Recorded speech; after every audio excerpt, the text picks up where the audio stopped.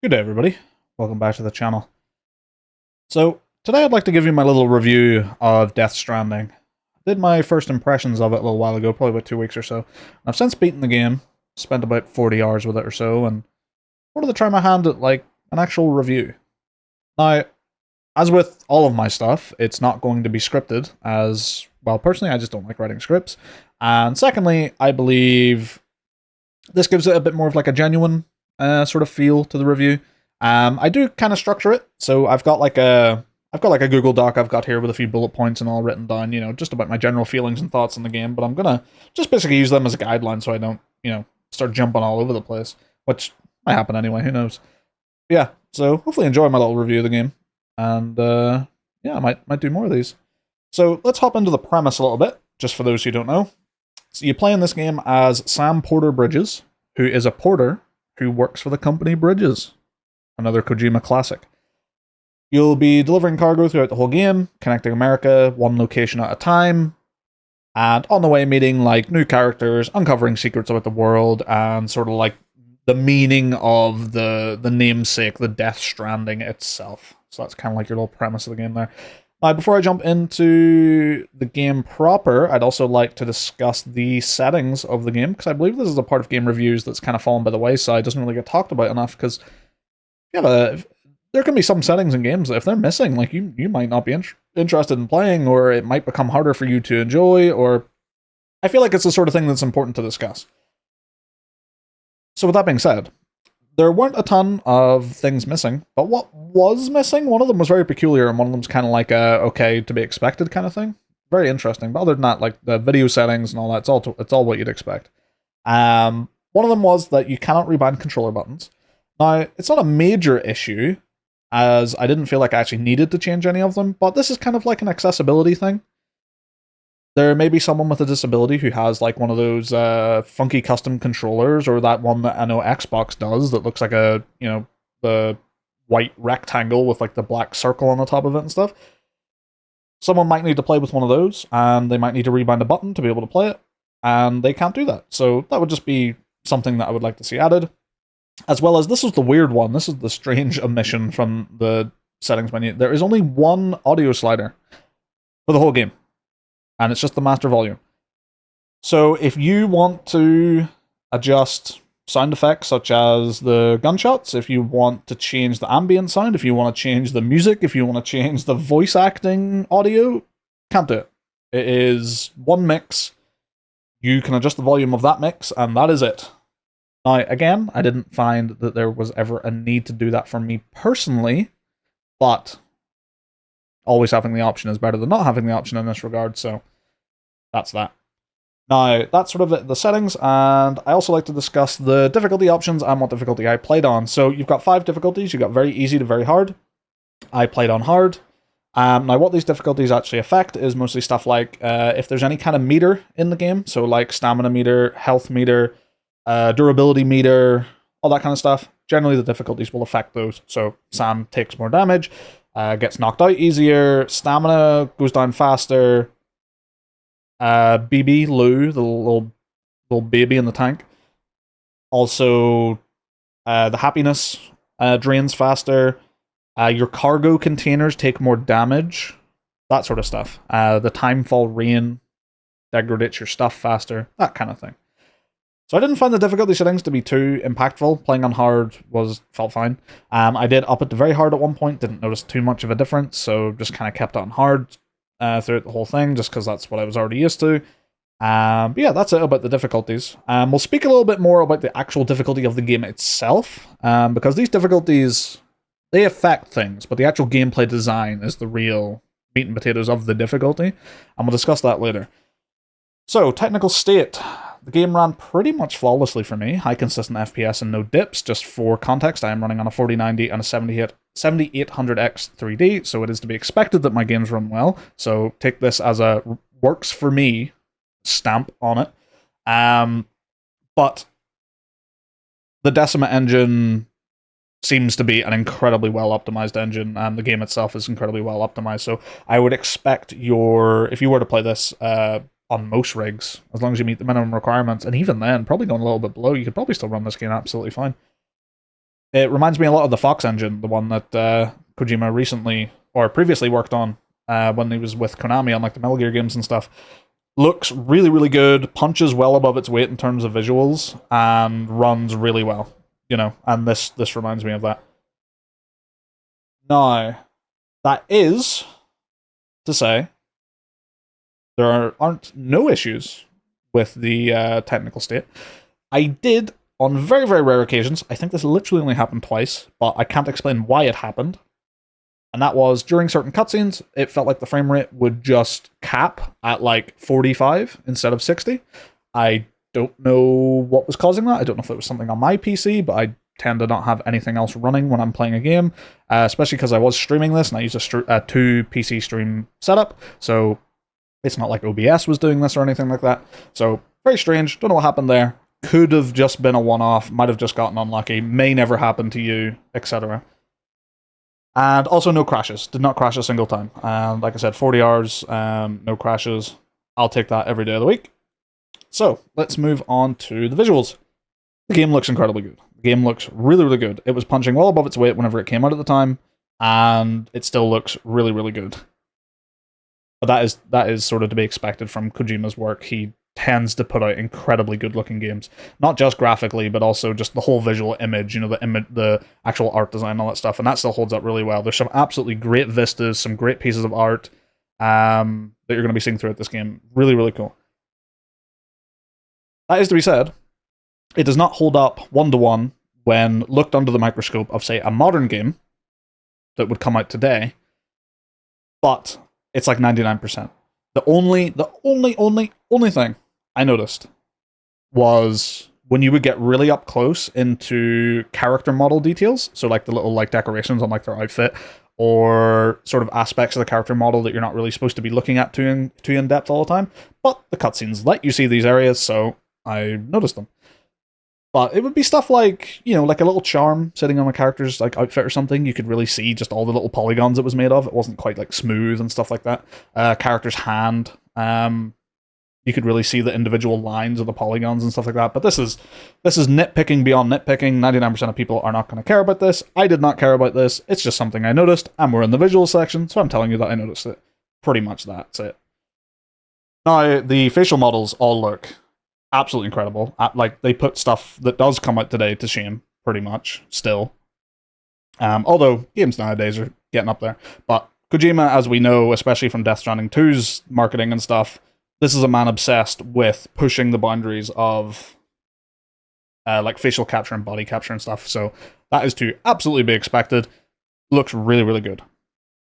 Now, let's get on to music and sound design. There is an excellent mixture of both licensed and original music. Now, it is mostly licensed, but what's original that's there is really, really good as well.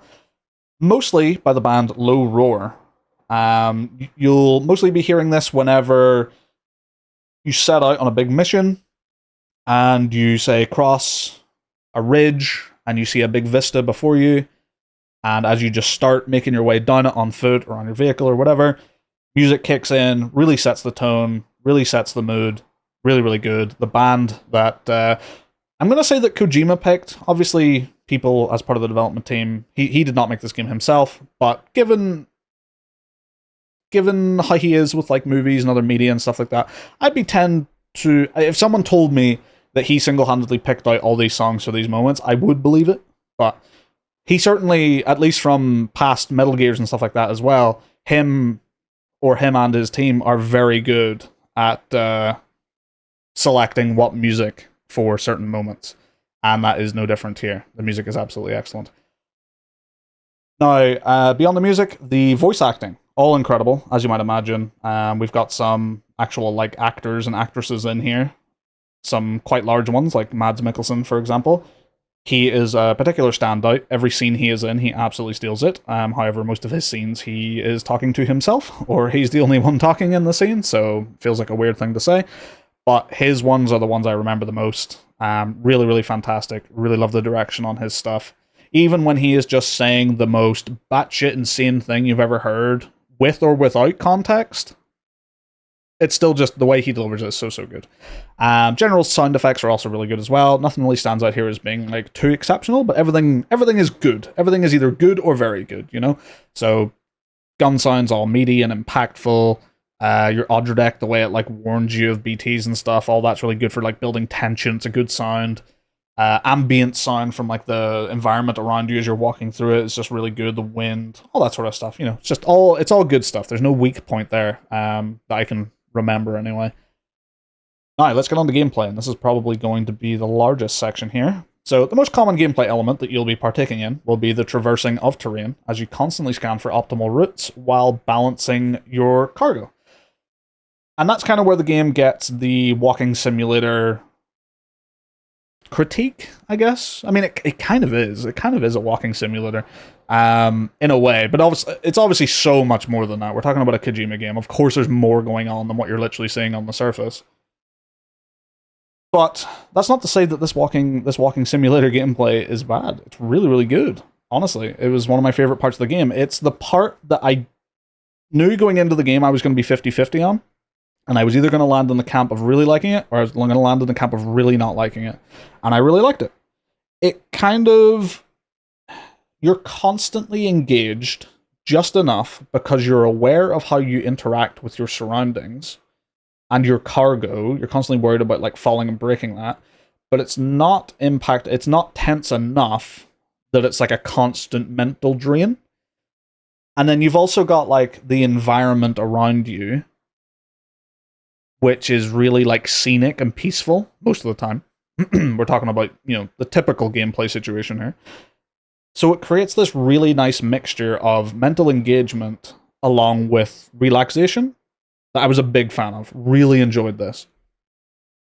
And it's especially satisfying early on when you're learning how it all works, like how you interact with certain bits of the terrain and how much weight you have and all this sort of business. Now, another aspect of the gameplay is the stealth. The stealth gameplay in this is not going to be as in-depth as something like the Metal Gear series, especially Metal Gear Solid 5, which is just the most closely related sort of title that I could sort of equate that to. But it works well enough. You know, you can stealth in long grass and do a stealth takedown on a human enemy from behind, and at some point different enemies in the future. And it just kind of works. You know, you're not going to be going prone behind small walls or what's the word? Hiding on the side of Diamond Horse, you know, stuff like that. You're not going to be doing all this crazy stuff when it comes to the stealth gameplay. But it is there, and it's fine. It's a good mix-up of the gameplay, which is fun. Gunplay feels good. There are guns in this game, as whenever you first start the game, you may be surprised to find out just how many guns there actually are. Especially because the game has like a real killing is bad message, but it's most of the guns are like non-lethal, or the ones that are lethal are for killing things that aren't human. So take that how you will. But the gunplay feels good. Even when you're firing like non-lethal, like rubber round bullets, they feel pretty much the same as like all the other guns. So it's fine. Missions, they have a grading. So you can try to get like higher gradings on missions. This is to sort of incentivize you to do missions in like sort of certain speeds, or to really try and like take the quick route, but that might be more dangerous, stuff like that. You generally get graded on the condition of your cargo and how fast you got there. And there's also like premium deliveries you can do where it's funny to think about, because if someone was doing this in real life, you know, I'd be mad.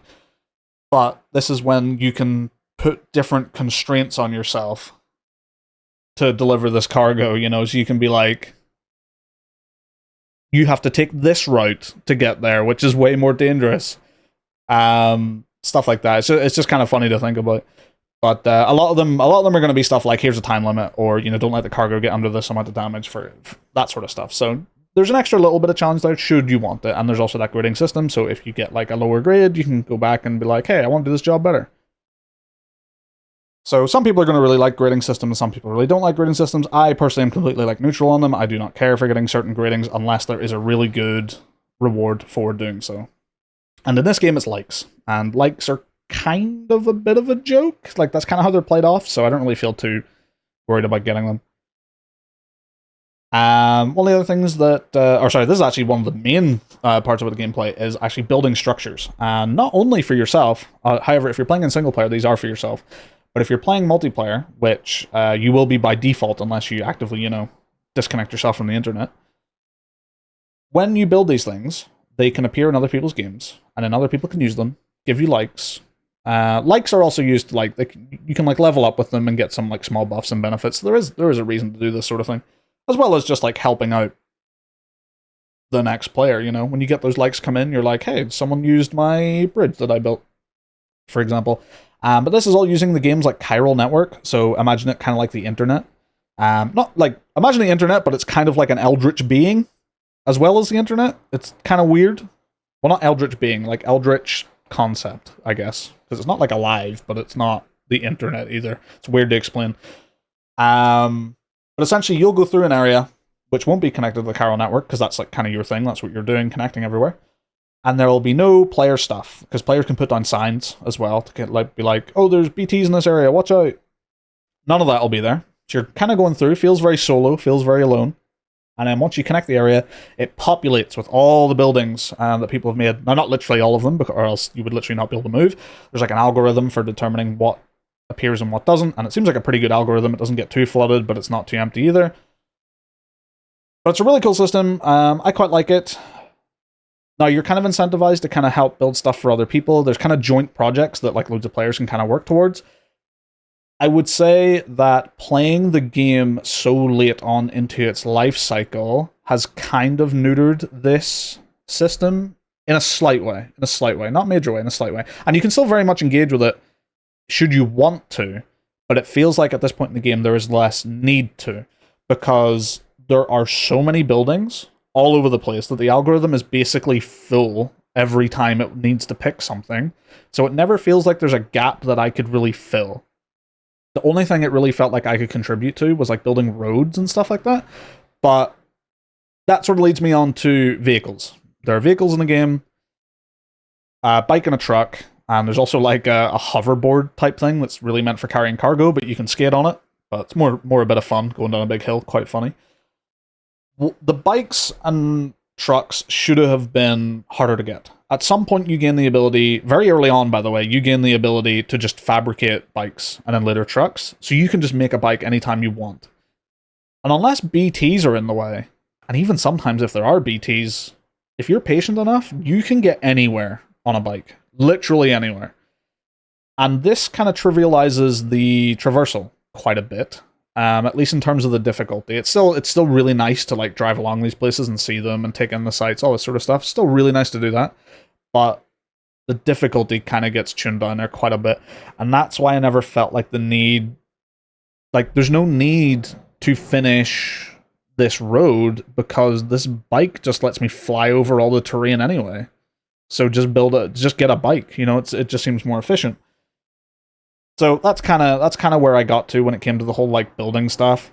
Occasionally I would put down a ladder and I would leave it there, So there's still some times when here this bike is just definitely not getting up this. It's too bulky or whatever. But you can really Skyrim horse your way through the game on this bike if you want, and so, to some extent the truck as well. It's a bit more unwieldy, but the bike can kind of get you everywhere. Now there's also the BTs. They're kind of the famous enemy of the game. Now they're kind of same, where early on they're very tense and they're very spooky and you don't know how exactly it works, and they're the most unknowable at this point, which is when this sort of thing works the best, in my opinion.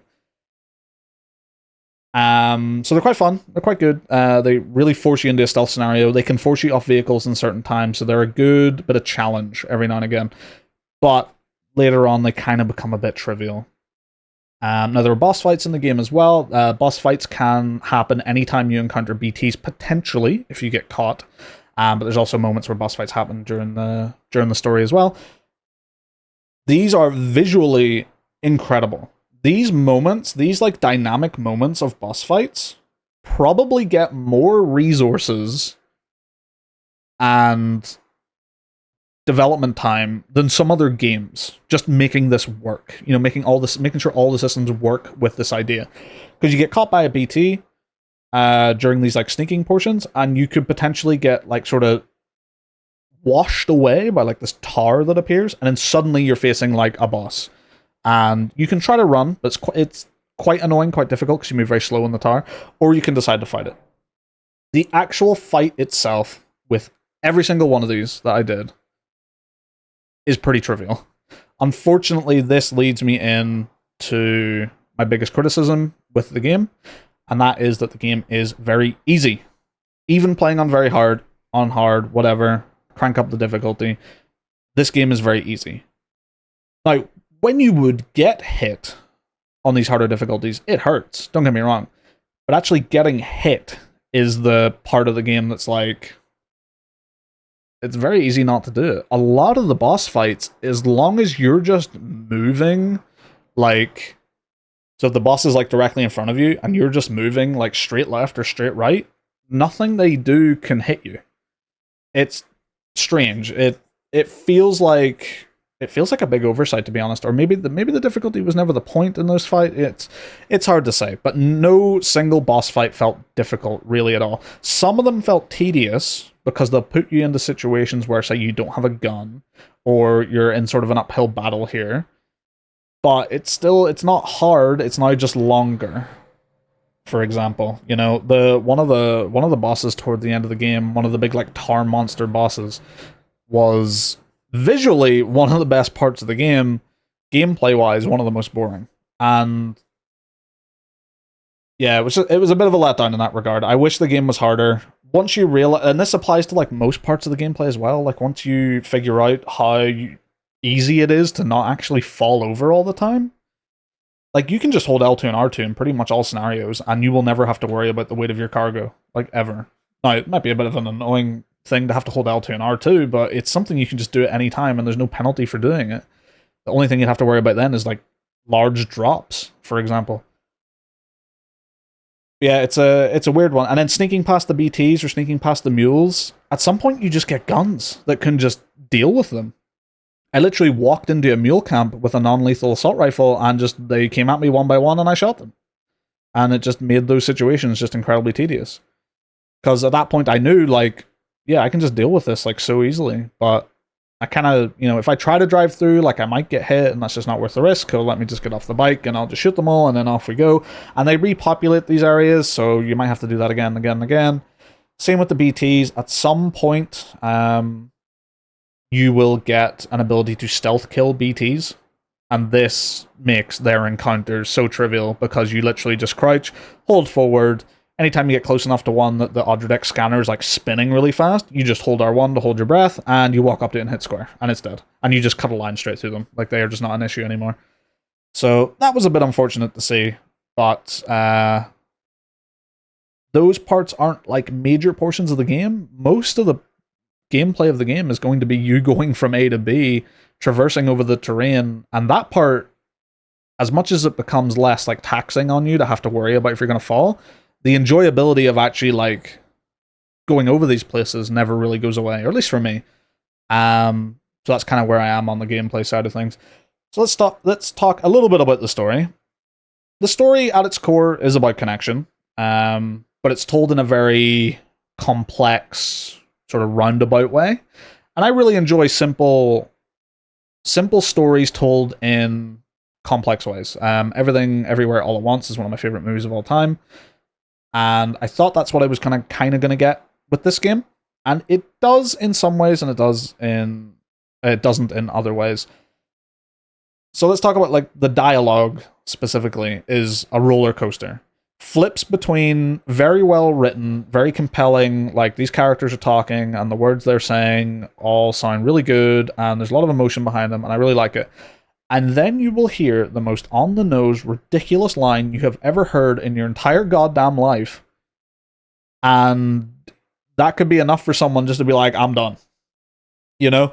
It is a real roller coaster, and I can never know if Kojima means it that way or not. You know, it's so strange. So many people have talked in the past about how Kojima straddles the line between highbrow and lowbrow so well that it's just impossible to know if he genuinely thought that was a good line or he's trying to make some other point. Like, the line that just made me laugh was when Sam meets up with Amelie for one of the first times, like in person on the beach, and he talks about how he's Mario and she's Princess Peach because he's just constantly trying to get to her and she constantly keeps like moving or whatever. And she says, no, it's not. This is not the one-to-one what the line was, but and she says something about like it's more like Mario and Princess Beach, and it's like this is a really serious moment, and this line just comes off as like was this meant to be funny? Like it's so aggressively like just out of left field, and don't get me wrong, it's entertaining, but I just don't think it's telling what Kojima wants it to tell in these moments. It's so strange. It's so hard to talk about. When it comes to this sort of dialogue, you're either gonna be okay with this sort of thing or you're not, you know. But at the same time, like for me, it's just entertaining. It's just funny when this sort of thing happens. And the annoying part is there's other character stories in this game that are handled incredibly seriously, and they're really compelling through the whole way, and it just sort of, it's weird to have dialogue with characters like Amelie, and it's not just her, it's other characters as well, but that's just the biggest example I can think of one right now. And then you also have these incredibly compelling stories. So, for example, Amelie's whole story, to me, felt like way too complex, trying too hard, it just had really weird dialogue. I get kind of what it was going for, but it just felt like it was too weird. It was trying to come out of left field too often instead of just telling a straightforward narrative. And then you have the stuff with Mads' character, Cliff, and that is just as weird conceptually, like when you start thinking about it, but it's just done in such a better way. And when you actually hear from the character, it's actually told more straight, and it just feels so much more compelling. You will be seeing Mads' character throughout like the entire game, so it slowly builds like your sort of familiarity with the character, and you're kind of trying to piece together like what's going on. And I feel like it just comes off so much better. The main story, I was kind of like, well, the main story with Amelie, wasn't a big fan of. Kind of very much fell off of it. But the whole stuff with Cliff, I really like Deadman as well. His like actual conceptual, his like actual concept of who he is as a character was a bit meh, but I really liked him and Sam's like actual relationships going through the game. That was really good. Enjoyed that a lot.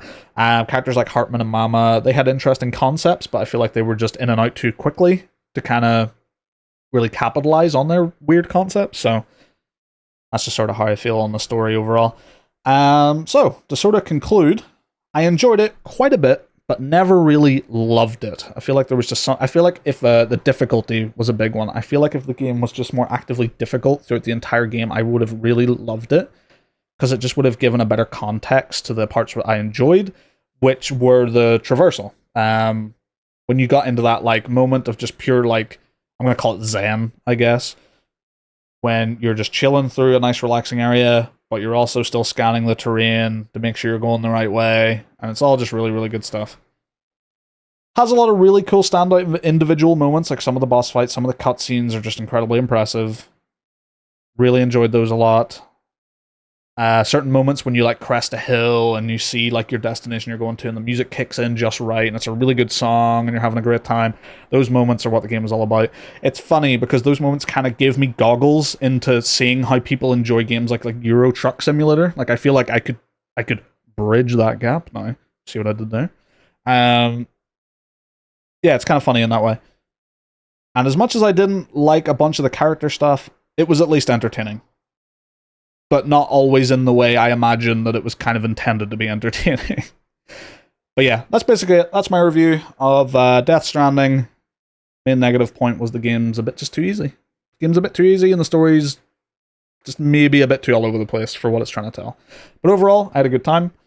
And I would suggest anyone who is on the fence about it, or who's ever thought about it, or if you're like me, you saw Death Stranding 2, and you were like, wow, I want to play that one. Should I play the first one? I think it's worth checking out. I definitely do. Yeah, this has been my review. Let me know what you think. I would like to do more reviews, so we'll see what happens. Yeah, thanks for watching. I shall see you guys in the next video. Goodbye.